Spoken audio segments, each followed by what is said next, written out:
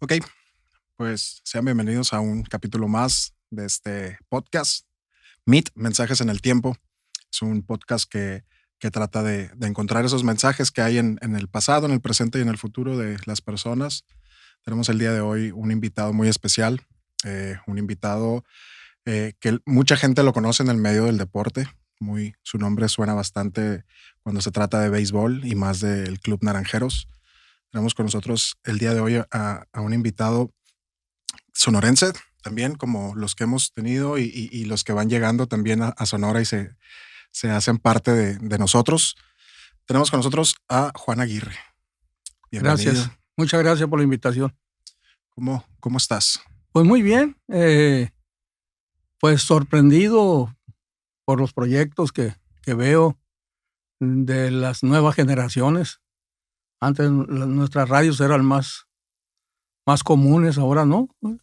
En cualquier casa, donde menos te lo imaginas, está montado un estudio con gente como ustedes, con muchas inquietudes y muchos proyectos, y eso es muy bueno para la sociedad. Pero la tecnología nos da esa oportunidad, ¿no? De poder crear contenido, de poder crear cosas sin la necesidad de tanta infraestructura como era antes, ¿no? Como era la radio, la televisión antes, que era un poco más complicado llegar a ese lugar. Necesitabas tener arriba algún satélite y no llegabas a ningún lado. Ok, pues vamos a empezar con el Meet. Vamos a hablar un poco de la persona, de quién es Juan Aguirre y de cómo llega hasta el lugar donde está hoy y también de sus planes, ¿no? A futuro. Meet se trata de eso, de mensajes en el tiempo. Empezamos con unos datos que nos arroja Internet. Tenemos que su nombre completo es Juan Aguirre Contreras. Así es. De Benjamín Hill, oriundo de Benjamín Hill. Sí. Nacido el 21 de marzo. Ya, 15 días más. En 15 días más. A lo mejor este capítulo sale para su cumpleaños. En 5 días más. Sí. En este programa ya va a haber pasado su cumpleaños. Lo estamos grabando un poquito antes. Felicíteme de una vez. Lo vamos a felicitar de una vez. Muchas felicidades. Gerente general del Club Naranjeros de Hermosillo. Así es. ¿Cómo comienza? Hablemos un poquito de los recuerdos, ¿no? ¿Cuáles son los primeros recuerdos que usted tiene de su niñez? Tal vez en Benjamín Hill. Cuénteme cómo fue crecer también por allá. Bueno, depende de la fortuna que tengas en tu niñez, en tu crianza. Pero, por ejemplo, yo quedé huérfano de papá cuando tenía 1 año en Puerto Peñasco. Okay. Y mi mamá se refugió, como el clásico, con la abuelita. Y ahí crecimos, éramos 3 hermanos, 2 hermanas y yo. Y después se volvió a casar la mamá y llegaron otros 7 medios hermanos que tengo. Okay. Y pues el trabajo de este hombre era de andar de una ciudad a otra. Así que el kinder y primer año lo hice en Benjamín Hill, el segundo en Nogales, el tercero en Obregón, el cuarto y el quinto en Achojoa, el sexto en Mochi y así. De Trotamundo. Sí, tuvimos que tener un poder de adaptación a las situaciones. ¿Cómo es eso para un niño? Muy difícil. Sí. Muy difícil. Llegas y no sé por qué todo el mundo te quiere pegar y todo. Creen que lo ven a uno manco, ¿qué no? Entonces, cuando te empiezas a defender ya mejor le bajan. Afortunadamente sí. Tuve que aprender a defenderme rápido porque las agresiones estaban.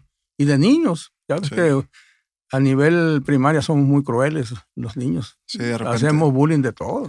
Sí, y también son otros tiempos, ¿no? Hoy en día la sociedad está más pendiente de ese tipo de conductas y de ese tipo de cosas, pero sí, a unos años atrás era muy común, ¿no? El tener violencia en las escuelas o el bullying, que antes se llamaba diferente, ¿no? Era carrilla, sí. ¿no? Pero sí ha cambiado un poco, pero bueno, a usted le tocó de una manera diferente. Así es. Entonces, antes de ser huérfano de padre, tener padrastro, pues empecé a trabajar de muy niño. De niño, se puede decir. Hubo un proyecto empecé a trabajar en la carretera de Mochis a Culiacán. Okay. Había 2 proyectos, uno ir a las minas de Pachuca, el otro irme a México, seguir la carretera de México-Veracruz, y el otro era hacer un colector en la ciudad de Puebla. ¿Cuántos años tenías ahí? 12, 13 años. ¿Y ya trabajando en construcción en carreteras? Sí. Pues no había de otra. Vieja usanza también, ¿no? Aparte, la necesidad así era. Eso te obligaba. Y entonces cuando ya Caminos y Puentes Federales y Conexos, que fue quien me contrató, y cuando pasó la Olimpiada en el 68, me dijeron, tú te vas a quedar a cobrar en la caseta de Amozoc, Puebla. Okay. Dije, pues es que está fuera de mi proyecto de vida eso. Uh-huh. Pero pues tú estás trabajando con nosotros, tienes base, no tengo nada. Y agarré un camión y me vine y ya.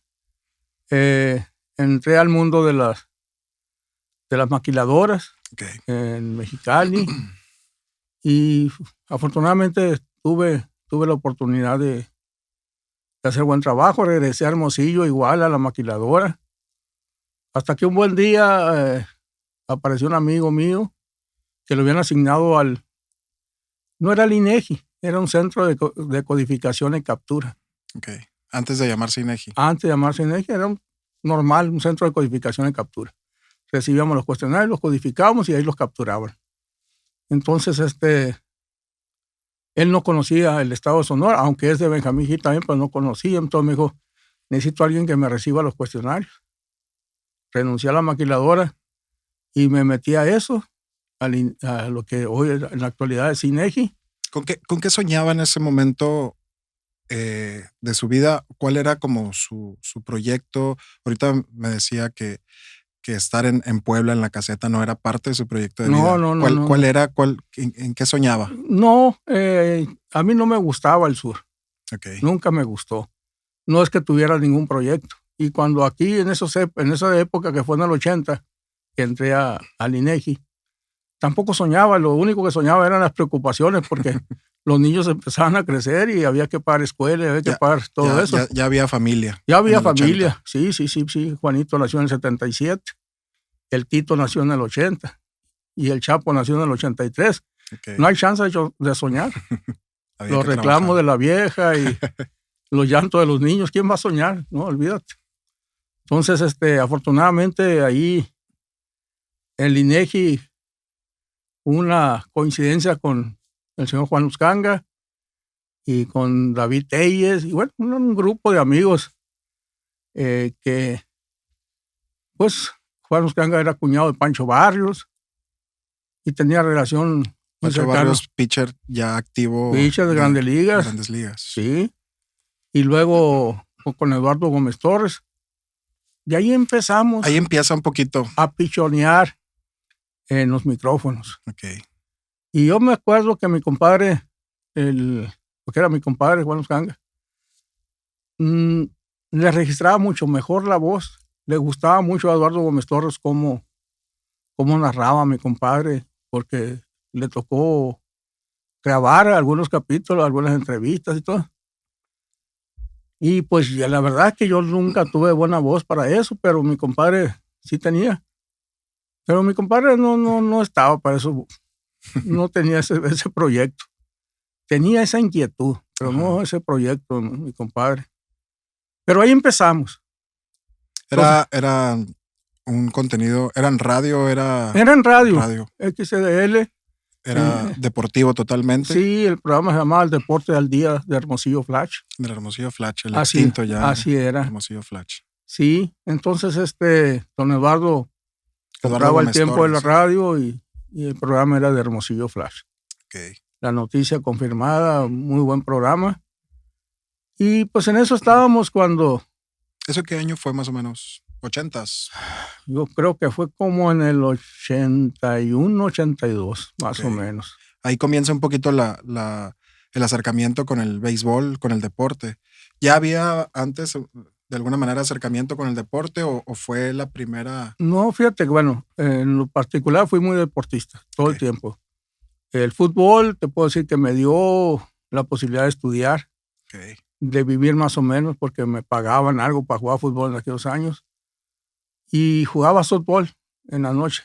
Entonces eso me daba la posibilidad de relacionarme con personas que el presidente del Molino de la Fama y que el de la Chevrolet y en el fútbol no, pura raza, ¿no? Pura raza amarga, pero buen nivel de el deporte tiene esa peculiaridad, ¿no? De en la cancha o en el campo todos son iguales, sí, pero puede haber... Se relaciona mucho. Sí. Es una gran de relación entre las personas y Y si tú coincides con alguien en los caracteres y todo eso, actitudes, y te va bien en algunos casos, en otros no tanto, pero ahí vas. Ujú. Y en el 83, estando Tadeo Iruretagoyena de presidente de la liga, desde el equipo de los Naranjeros, se hizo la liga, la mexicanización. Es el único año que ha habido puros mexicanos. Ok. Y ese año me invitaron a trabajar los Naranjeros con ellos, 83, 84. ¿Cuál Desde ahí hasta acá. ¿Cuál era la, o sea, de qué manera entra el club? Atender a los medios de comunicación. Ok, Yo manejaba muy bien las estadísticas Okay. de lo que hacían los Naranjeros. No teníamos el sistema de cómputo que tenemos ahora, ¿no? O sea, teníamos que llevarlo en el cuadernito, las anotaciones, ir sumando, Sí. Sí, pero mantenerle a la prensa todo el tiempo la información. Y en el partido, ¿no? Había varias personas ahí dándole. anotando jugadas. Y, Sí, de todo. Sí. y es todo un rollo, ¿no? El aprender como describir las jugadas sin tener que escribir en unos cuadritos que se van llenando. Así ahí. es. Es también una ciencia, ¿no? Ahí se escribe la historia del juego. Uh-huh. De manera que si yo veo una hoja del 82, te puedo decir qué pasó en ese juego. ¿En qué entrada? ¿Cómo? Sí, quién pegó hit, o sea, cómo anotó, todo. Ahora, ¿cómo se hace eso? ¿Es igual? ¿Se sigue siendo a mano? Sí, pero ya... Por costumbre, tal vez. Pues ya nada más capturan la jugada. Okay. Se va a Estados Unidos y al día siguiente te dan todas las estadísticas. Okay. O sea, ya hay un programa. ya hay una aplicación. No, hay una aplicación que te hace todas las estadísticas. En aquellos años no, entonces se necesitaba eso. Y después, ¿Cómo es entrar a un club? Digo, los Naranjeros de Hermosillo en Sonora y en México en general es uno de los clubes más importantes del deporte, ¿no? Y más ganadores. ¿Cómo es entrar a un lugar como este sin tener a lo mejor tanta experiencia en lo que es el mundo del deporte, por así decirlo, o del negocio del deporte? No, entrar a una organización como Naranjeros de Hermosillo sin que te conozcan, que a mí no me conocía nadie. Uh-huh. Y a los 3 años que entré yo, Tadeo dejó el equipo y entró el ingeniero Enrique Mazón. Okay. Y toda la familia, los hermanos, pues ellos no me conocían tampoco. ¿Ellos no eran dueños del equipo hasta ese momento? No, hasta en el 87. 87. En el 87, yo ya para el 3er año. Y bueno, yo dije, pues hasta aquí llegó el corrido, ¿no? Uh-huh. Pero me dieron la oportunidad ellos de seguir trabajando con ellos. ¿Era relaciones públicas o...? Relaciones públicas, los Naranjeros. ¿Cuál es el desempeño de pues relaciones públicas? Fíjate que no eran relaciones públicas, no, realmente era atención a la prensa. Okay. Pero a alguien que quiso ponerle... Un nombre ahí. Sí, le puso relaciones públicas, pero muy lejos de hacer las funciones de alguien de relaciones públicas. Relaciones públicas es muy amplio. Ajá. ¿Cuál era su desempeño en el club durante ese tiempo? Atender a la prensa. Si un periodista necesitabas... Antes había periodistas especializados en béisbol, en fútbol, en box. Ahora no, hay un reportero y se acabó, ¿no? Tienen que ser un poco más todólogos, ¿no? Sí, también. Así es. En aquel entonces, pues teníamos que mantener la información fiel como tenía que ser. Uh-huh. Y me tocó a mí en suerte hacerlo y hacerlo bien. No podíamos hacer mal. Uh-huh. Tienes que ser muy meticuloso, checar bien todo. Y pues ni modo, es parte de Pero fue creciendo, llegó la tecnología y me fueron dando otras funciones. Y los campeonatos también, ¿no? Tenemos la mitad de los campeonatos, 9 campeonatos ganados con la familia Mazón. Okay. Mitad de los que tenemos ahorita es a partir del 87. Ya incluyendo las series del Caribe, eso. Ajá. No es fácil, de ninguna manera que es fácil, pero pues la experiencia te va, ni sabes tú cómo, pero van saliendo las cosas y vas, pero tienes que no faltar y tienes que desvelarte y tienes que no dormir y mucha gente piensa que no, que a gusto este jodido nada más llega y se pone a ver el juego, no hombre, no. Muchas veces ni le toca ver el partido, ¿no? No, en serio que no, en serio que hay veces que tengo que atender situaciones en que no te puedes dar el lujo de estar viendo. Tengo que terminar el partido y empezar a ver las hojas de anotaciones uh-huh. para ver lo sucedido en ese juego. ¿Cómo es ir creciendo en el club? ¿Cómo se fue dando? Mira, en el 87 fue la primera serie del Caribe que me tocó aquí en el Héctor Espino. en el 87. Habíamos ido en el 82, mi compadre Juan y yo, pero acreditados por Hermosillo Flash. Okay. En el 87 ya trabajé dentro de la organización como coordinador de transporte. Y de ahí, toda la Serie del Caribe, fui el gerente del equipo mexicano. Okay. Y al ser gerente del equipo mexicano, pues en la primera oportunidad que hubo de ser gerente con Naranjeros, que eso fue hace 16 años, casi 17, soy el gerente de Naranjeros. Pero antes tuvo que pasar otros 17 años. De relaciones públicas, decían, pero hacía de cualquier cosa. Eso es el asunto aquí, es que tienes que aprender a hacerlo todo. Y en Naranjeros, creo yo, como en este negocio de ustedes, no es cuestión de aprender, es cuestión de entender. Okay. Y cuando tú estás en una organización tan grande como la de los Naranjeros de Hermosillo, y hay algunos que nos equivocamos y no debe pasar, siempre tienes que tener en mente que el respeto es mucho más importante que la admiración de las gentes. Uh-huh. Entonces, bajo ese concepto, pues, Juan Aguirre no puede despegarse de la tierra. Tenemos que estar pisando firme todo el tiempo. Okay. Hay unos que cualquier cosita ya están arriba de un ladrillo, de un blog, de una barra, pero luego se caen, pues. No puede pasar eso. Tienes que mantener emocionalmente muy estable. Digo, también es muy difícil, creo yo, tener la responsabilidad. Me gustaría entender qué hace un gerente general de un club como Naranjeros antes de la pregunta que iba a hacer. Pues yo también. La verdad es que tú llegas día a día uh-huh. y no sabes lo que se va a ofrecer. Lo que sí se decide es que tienes que tener la capacidad de resolver en el momento lo que sea. Cual sea la situación, hay veces que son de accidentes, que son de enfermedades, hay veces que son de felicidad, hay veces que lo que sea. Tienes que saber tomarlo y resolverlo. De alguna manera es el link entre el jugador, el pelotero, el dueño y el aficionado, ¿no? De alguna manera usted está en medio de eso, tratando de resolver lo que pase de todos lados, ¿no? Sí, aquí la idea es que todos los problemas de personal, los problemas de los jugadores, pues no le lleguen al dueño. Uh-huh. Tienes que resolverlos tú. Cuando vean al dueño es para saludarlo y convivir con él. No que le lleven problemas. Uh-huh. Cuando le empiezan a llevar problemas, entonces ya no sirve el gerente. Uh-huh. Esa es una cosa. Y para tú llegar a ser un buen gerente, pues tienes que conocer muy bien a tu presidente. Yo a veces me presento un problema y me pongo a pensar, de tan bien que conozco al ingeniero Mazón, ¿qué haría él en estos momentos? Esto, okay. Y eso hago. Y hay veces que él mismo me ha dado órdenes que no las he obedecido. Okay. Porque yo sé que no lo agarré en un buen momento y tengo que esperar otra vez. O no es lo mejor para el proyecto. No es lo mejor. En ese momento no es lo mejor. Y entonces, cuando tú logras compaginar todo eso, uh-huh. entonces considérate un gerente. Ok. ¿Y cómo es por ejemplo, la toma de decisiones? Muchas personas tal vez... tenemos un equipo ganador y eso nos hace una afición exigente también, ¿no? Acostumbrada a los campeonatos, pero a lo mejor de repente las tomas de decisiones, los jugadores que se seleccionan, eso ¿de quién depende realmente? Hay todo un equipo, porque muchas veces se van sobre la directiva, pero hay muchas personas que están trabajando para eso, ¿no? Bueno, hay dos organigramas, uno que es el del personal del estadio, y hay otro organigrama que es de directivos. Ajá. Entonces, el director deportivo es el señor Derek Bryan. Él tiene la responsabilidad del jugador que sale y el jugador que entra. Okay. Sea él o no el que haga el movimiento, él es el responsable de lo que suceda en su departamento.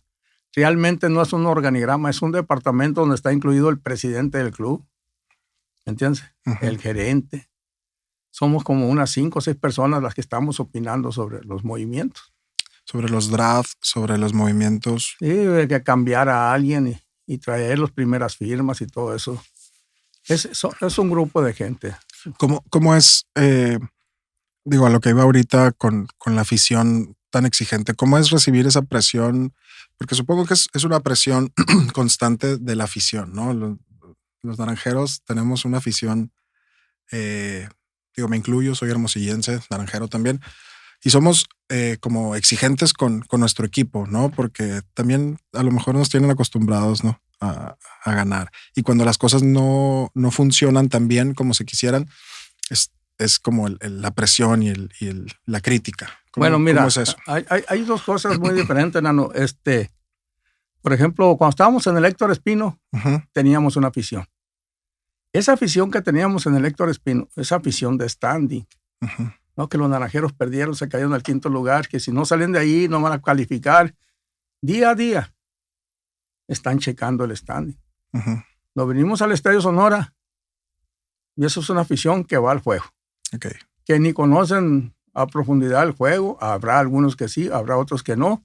Unos llevan en realidad a la familia como un espacio para divertirse. En vez de ir al parque, vamos al estadio a comer, a pasar el día. Así es, en lugar de ir al boliche, vámonos al Sonora. Y entonces ellos sí no están pendientes que si ganamos, que si perdimos, que si el standing, no. Es otro tipo de afición. ¿Y eso por qué se crea? ¿Por hacer un lugar más grande, con más inversión, crear un espectáculo con el estadio también? Y es parte de que se haga más popular. ¿Por qué sucede esto? ¿Por qué hay dos tipos de afición? Bueno, en un principio nosotros empezamos a hacer juegos de Grandes Ligas, has de recordar. Ajá.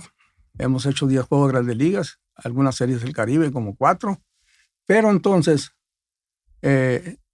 teníamos la necesidad de un estadio para Grandes Ligas. Para Grandes Ligas. Que no teníamos un estadio clasificado, autorizado por Grandes Ligas. Se hizo el Sonora y tiene esas características. Nosotros podemos hacer un clásico, lo que quiera Estados Unidos, ya saben ellos que cuentan con el Estadio Sonora, con todos los requisitos. Eso mismo trajo otro tipo de público. Cuando se inauguró el Sonora, pues no hay ruta de camiones. Okay. ¿En qué te vas a ir? O sea. Sí, porque a mí me tocaba ver muchísimo esto de los camiones gratis afuera del estadio al terminar el juego, y había personas que se regresaban y llegaban 2 horas después a lo mejor, ¿no? Pero era la afición, ¿no? Era las ganas de apoyar al equipo. Así era. Que te hacía, pues, aventurarte también en el camión, ¿no? Era una afición diferente. Aquí no. Aquí, para salir del Estadio Sonora, cuando no teníamos más que 2 vialidades, ahorita tenemos 4. Ajá. Ahorita un partido se desfoga luego, pero al principio salías del estadio hasta 2 horas después llegabas a la Colosio y ya podías caminar, pero era muy complicado. Entonces eso te hace muy diferente quién realmente puede. ¿Quién llega? Habrá familias que en el 6º, 7º inning se vienen. Ellos no fueron por el resultado, no fueron a disfrutar el espectáculo que brinda el béisbol. Que es válido, pero ahí es donde entra el tipo de afición, ¿no? Así es. Sí, por ejemplo, yo en el Héctor Espino pues llegaba a tener entre 3, 4 broncas por partido. Aquí no he tenido ni una en 7 años. No tienen tiempo de pelearse. Aquí ya el Estadio Sonora es libre de humo.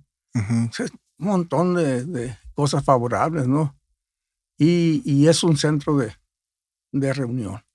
Ahí convergen muchas generaciones, mucha gente que tú nunca has visto, pues vete al estadio y te lo vas a encontrar. Sí. Y hay gran posibilidad de que lo encuentres, es ahí.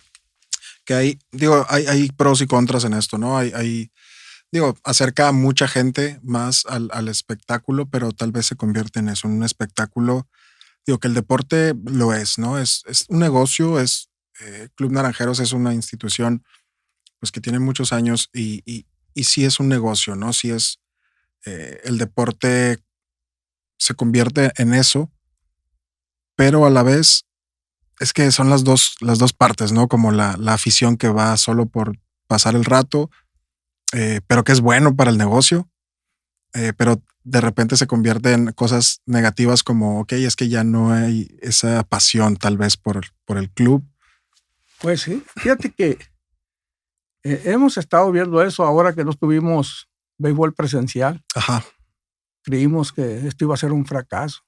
Estábamos en playoff y toda la gente queriendo ir al estadio, hubo marchas queriendo.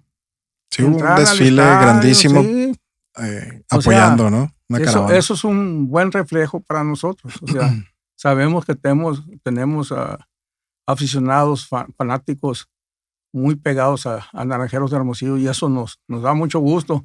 No sabíamos a qué nivel, pero ahora sin béisbol presencial pudimos constatarlo eso. ¿Qué crees que sea lo más difícil de estos tiempos nuevos dentro del béisbol? ¿Cuál sea lo más difícil de llevar? ¿La presión, el negocio, el fanatismo? No, antes los peloteros no se regían por las reglas de Estados Unidos. Okay. Y entonces pues Miguel Sotelo pichaba el sábado o pichaba el domingo en la mañana y en la tarde hacía relevos. Ahora no, un pitcher tiene que pasar el reporte, decir, ya no puede tirar ni una pelota hasta tal día. Entonces cada vez hay más restricciones. Más restricciones, ¿no? Sí, cada día hay más restricciones por los Estados Unidos. Y qué bueno, porque de esa manera cuidan más al pelotero, pero no logras compenetrar. O sea, en aquellos años soltabas tú a Héctor Espino, a Miguel Sotelo, Celerino Sánchez, Calimán Robles, los mandabas al centro. No, hombre, la gente se paralizaba al centro, pues estaba agarrando firmas y fotos y todo eso. Ahorita puedo agarrar los naranjeros, los mando, ni cuenta se dan. Sí, o sea, han cambiado los tiempos. Han cambiado. Y eso es porque nos regimos un poco más por grandes ligas, ¿no? Sí, o sea, por la reglamentación de... Sí, y antes la verdad, un jugador era o sea, Héctor Espino no es ni siquiera de Sonora, es de Chihuahua, pero lo queremos como si fuera... No, Celerino Sánchez era veracruzano, ¿no? O sea, no, son cosas muy diferentes. Ahora no, ahora pues...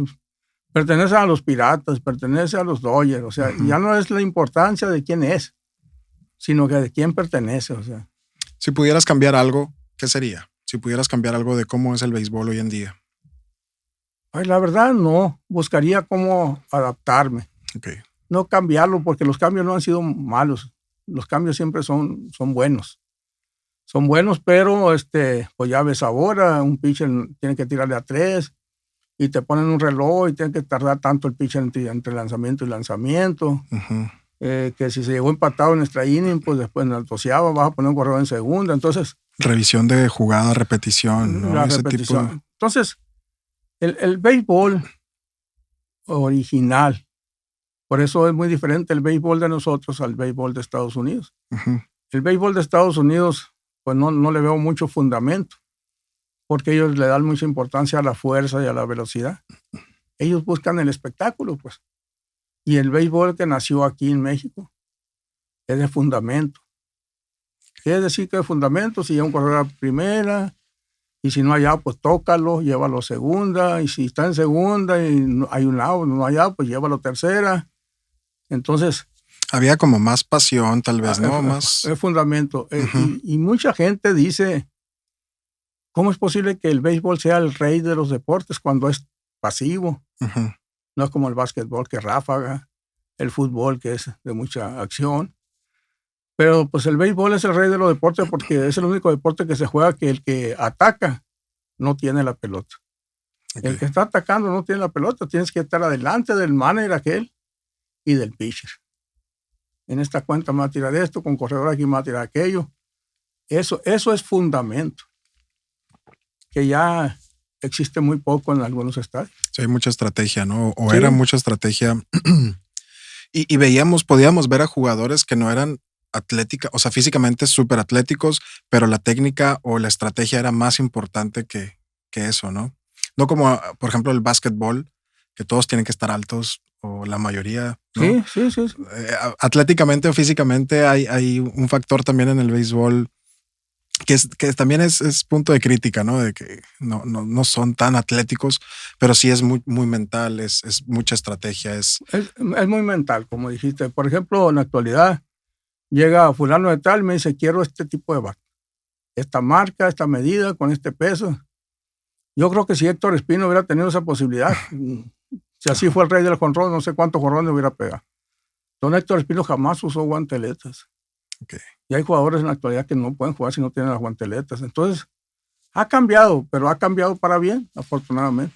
¿Cómo es la relación de gerente con los jugadores? ¿Cómo es también Digo, de repente, ¿cómo es tratar con superestrellas o con, digo, hay de todos, ¿no? Hay jugadores nuevos que están intentando demostrar algo y hay jugadores que ya tienen algo ganado y son más Sí. consolidados. Te decía al principio del programa que siempre para nosotros va a ser más importante el respeto que la admiración. Ok. No porque un pelotero me diga, oye, fíjate que quiero que me des 10,000 pesos para esto. Ahí yo digo, para que esté bien conmigo, está bien. No, o sea, tengo que analizar si realmente estoy en condiciones de dárselos Ujú. y si justifica la razón para dárselos. O sea, no se lo voy a dar porque sea mi amigo ni porque no. Entonces tenemos que cuidar mucho esa distancia. Sí, no, Y los jugadores te van identificando.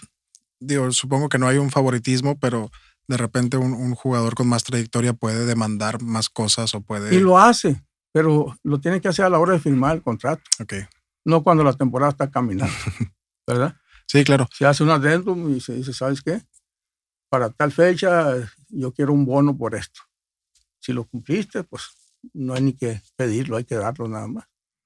¿Cómo es la relación con Estados Unidos también te ha llevado a trabajar para Diamondbacks, ¿no? Como buscador para el Sí. club acá en México. ¿Cómo fue esa etapa también? Fíjate que yo la verdad las cosas cuando nacieron los Diamondbacks, pues yo escuchaba que un equipo nuevo en Grandes Ligas, a mí Grandes Ligas pues nunca me movió el tapete. Para empezar no hablo inglés. Pues así, ¿no? Y un buen día me dice el ingeniero Mazón, vamos al draft de los Diamondbacks. Pues vamos. Vamos. Y al día siguiente del draft, porque no hicimos nada en el draft, entrevistaron al ingeniero y al rato a mí, y ya me dijeron, ¿sabía usted que es no recuerdo qué número, 890 y no sé qué, el latino que trabaja para los Diamondbacks? Acá, pues no sabía. Ahí me enteré en una entrevista. Ya después me dieron las instrucciones y todo eso, pero no empecé como scout. En realidad empecé con las relaciones públicas de los Diamondbacks aquí en México. En México. Yo los representaba aquí. Después acabó eso y entré a scoutearles. ¿Cuál es el trabajo de un scout?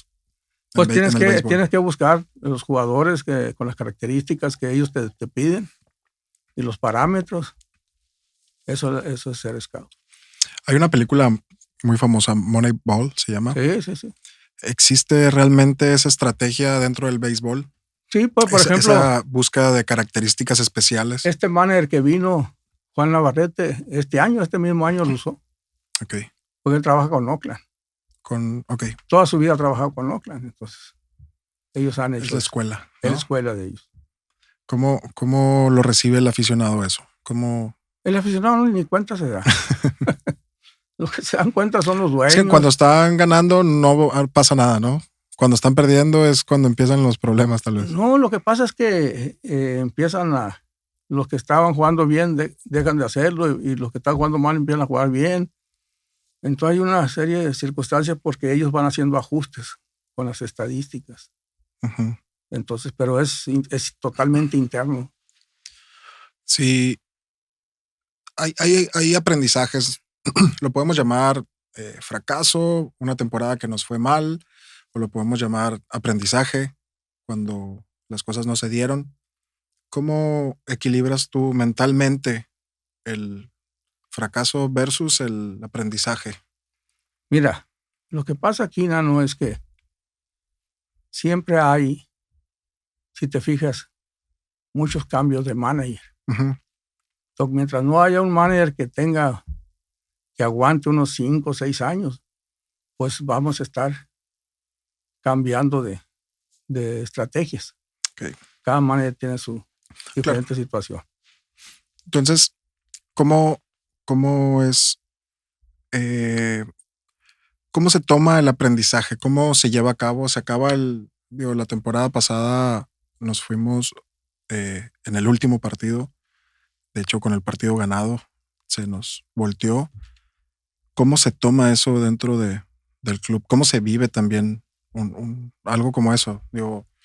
Fue un buen año hasta el último partido, tal vez. No, pues, ¿qué haces? Aprendes a identificar a los jugadores. Dices tú, este es jugador de temporada, este es muy bizcocho, para la hora cero no me va a servir. Okay. Y empiezas a distinguir y empiezas a hacer cambios. La afición se enoja, pero ¿por qué lo cambias? Pues sí, pero ellos no saben que en los playoffs no me ayudan. ¿Me entiendes? Entonces tienes que aprender, ese es el aprendizaje, a distinguir. Tú puedes agarrar con un cronómetro y ver cuánto corren, con una pistola de radar para ver cuánto tiran. Pero... Sí, mentalmente hay un factor que no se puede medir. Lo emocional y los juegos no se pueden medir. Entonces tú los tienes que aprender a conocer. ¿Cuál es la diferencia de la pasión y el negocio? ¿Cómo se lleva una y otra al mismo tiempo? Buscando, obviamente es un negocio para el que lo consume, y el que lo consume exige, los aficionados exigen ciertos resultados. ¿Cómo es combinar la pasión y el negocio? El standing te lo permite. La primera parte es el que se envasa, el que roba, el que corre, ¿no? El segundo bate es el que le puedo quitar el bat para que toque, para que haga hit and run. Tercero, cuarto y quinto son los que pueden pegar jonrón y producir carreras, ¿no? Sexto, séptimo, ya tengo que aprender a qué características debe tener. Si son bateadores de fundamento, el bateador de fundamento es aquel que puede batear, que yo diga, batea con 5 picheos. Hasta el sexto tírale. Pero no saben aguantar. El que es así de explosivo, al primero a ese le tiran. Entonces tú tienes que distinguir quién va a ser tu sexto, tu séptimo. Y así.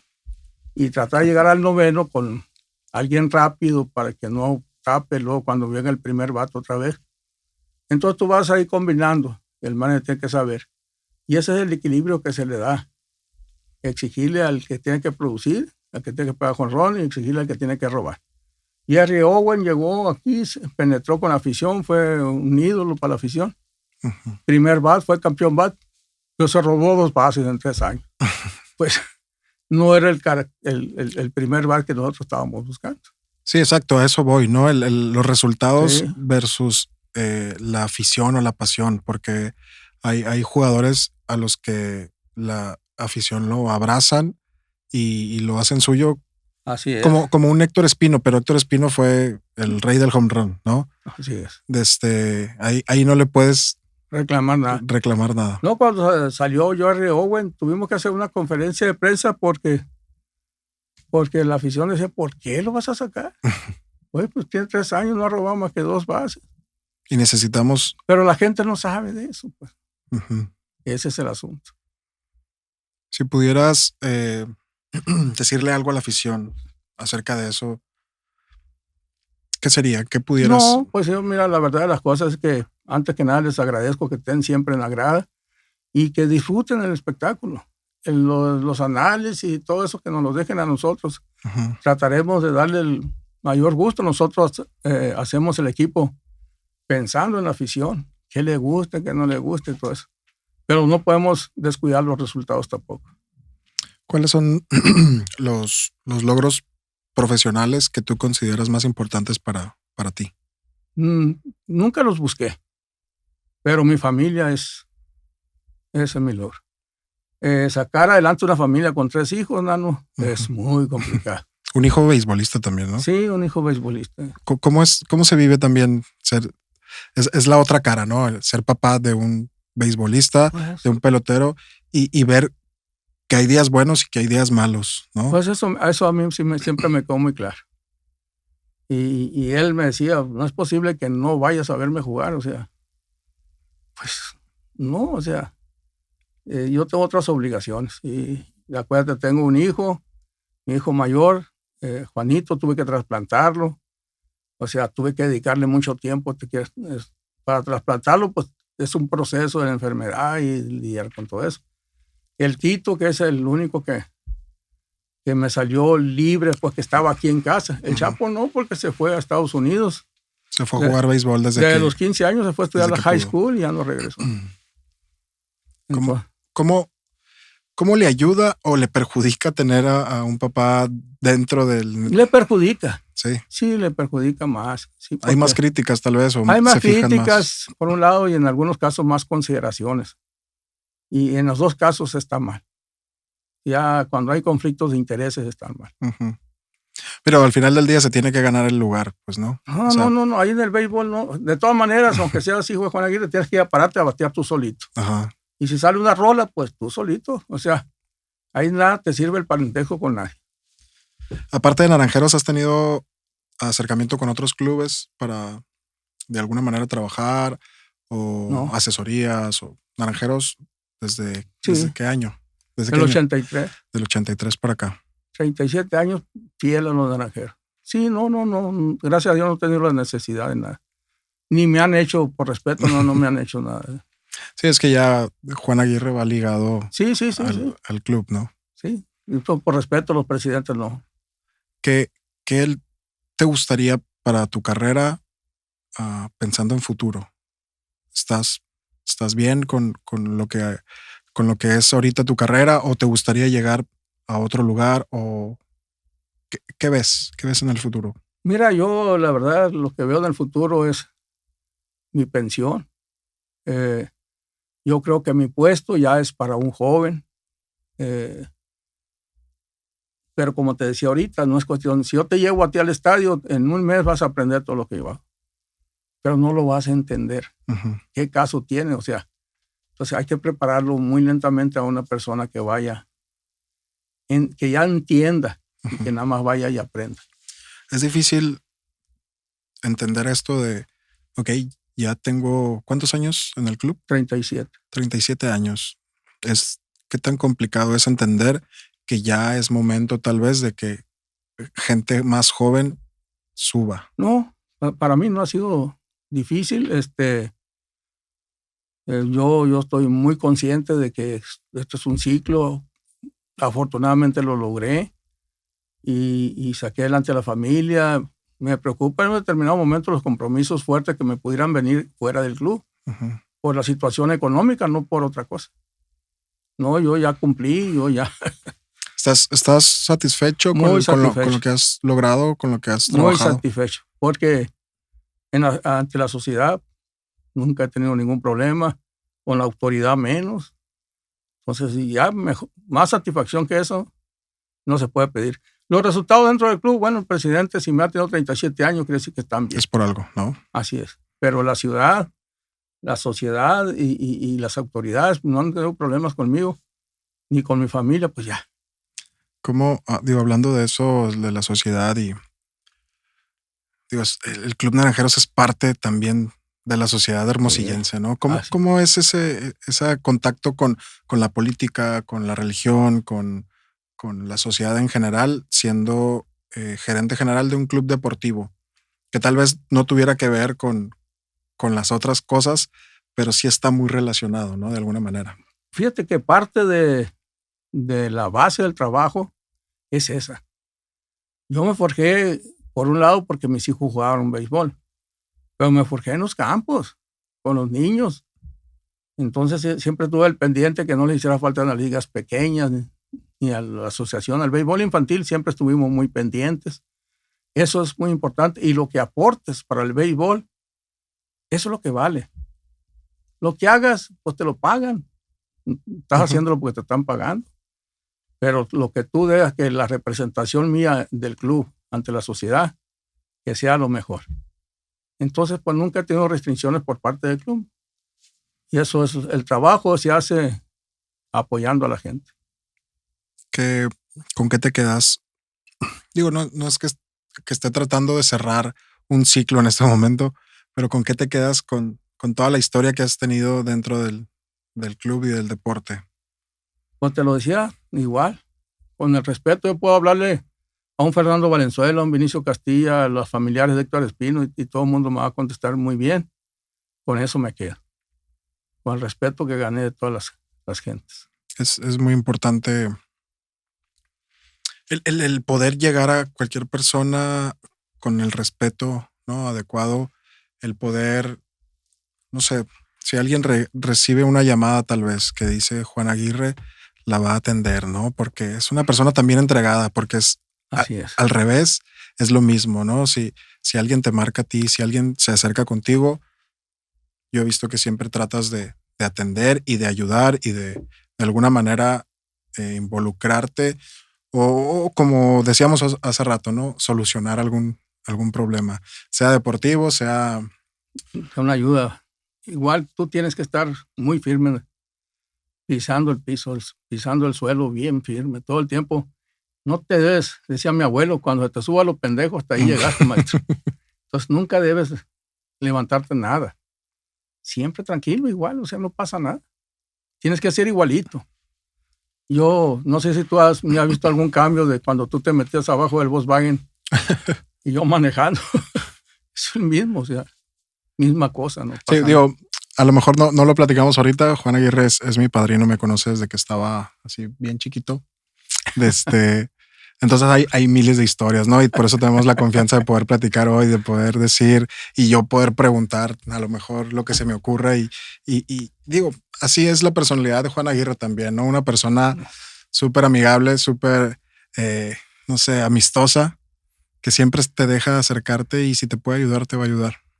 Pues trato de encontrar siempre el sí. Uh-huh. La última opción es el no. Siempre trataré de que sea siempre sí. Algo que hacemos aquí en Meet, tenemos una dinámica que se llama la foto final, que puede ser como un poquito complicado de entender, pero bueno, es una foto que queremos que imagines en este momento y esa foto es la última foto que te van a tomar en vida. Entonces eso nos habla de los deseos que tienes para tu vida. Entonces podemos visualizar una última foto y quisiera que me describas cuál es tu foto final, cuántos años tienes, con quién estás, quién te acompaña, qué festejan o qué está sucediendo, quién eres, en qué te convertiste, qué dejaste de ser, qué dejaste llegar o qué lograste superar. Es un poquito poético tal vez. Es algo que habla del deseo personal y de decir, me gustaría terminar así porque significa que trabajé todo este tiempo para llegar a eso, ¿no? Fíjate, Nano, que cuando empezamos la plática te dije que fue huérfano de padre. Uh-huh. Viví con la abuela y luego viví en una ciudad, luego viví en otra y luego me fui a trabajar a los 12 años. Entonces, pues yo nunca tuve familia. Y ahora que la tengo, que tengo 3 hijos, que tengo 3 nueras, que tengo 6 nietos, pues así sí quisiera la foto. Con toda la familia. Con todo. Con lo que no tuve de niño, lo tengo ahorita a los 69 años. Imagínate, esa sería mi foto. ¿Te sientes orgulloso de quién eres en este momento de tu vida? Fíjate que sí. Sí. Sí, porque espiritualmente nunca me perdí. Okay. Aún cuando vivía solo, con gente diferente y todo, nunca me perdí. Espiritualmente fui el mismo todo el tiempo. ¿Algún mensaje que quieras dar de Juan Aguirre del presente para el Juan Aguirre del futuro? Este podcast tiene la misión de crear mensajes en el tiempo, ¿no? Ya hablamos del pasado y de esos mensajes, digo, lo estás diciendo, ¿no? Todo lo que tal vez te faltó de niño es un mensaje para trabajar por algo que ahora ya tienes, ¿no? Que es una familia y estabilidad espiritual, emocional. Digo, hay mensajes en la historia y en el tiempo que nos hacen ser de alguna manera o que nos hacen querer lograr cosas o convertirnos en algo.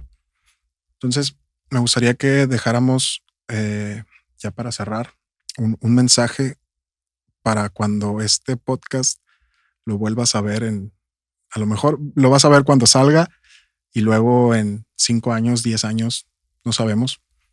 Bueno, pero ahí va a estar ese mensaje, ¿no? Pues a un Juan Aguirre del futuro le diría que no fuera güey, que ya tiene antecedentes de cómo debe de comportarse. Y lo que les decía yo a mis hijos, pues de nada sirven los consejos. Yo le puedo decir, Chapo, cuídate mucho, hijo, ten cuidado.